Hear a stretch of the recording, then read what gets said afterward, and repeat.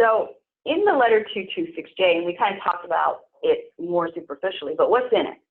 The 226J letter kind of puts like the boilerplate of sort of, you know, what the 4980H penalties are, but there's sort of two significant tables.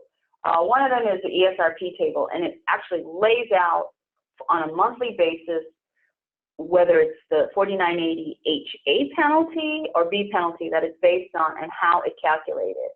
So it lays it out, and the way they got that information is, as I said, they got a list of who all got a PTC, and they also got your 1094, 1095C schedules. Now remember, if you didn't send the 1094, 1095C schedules, you might get the 5005A.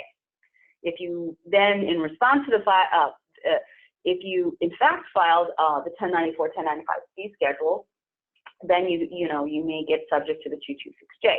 If you never filed and you get a 5699 letter saying, did you file? If you did, when did you file? So on. If you didn't file and now you're gonna file, you can file that letter, and then following that, you get the 226J, because they're like, oh, thanks for the returns. Okay, now you may not be assessed the failing to furnish or file penalty, but now we're going to assess you with the substantive penalty of not offering coverage. So they're independent. The penalties are independent, but just because you fix one doesn't mean you fix the other.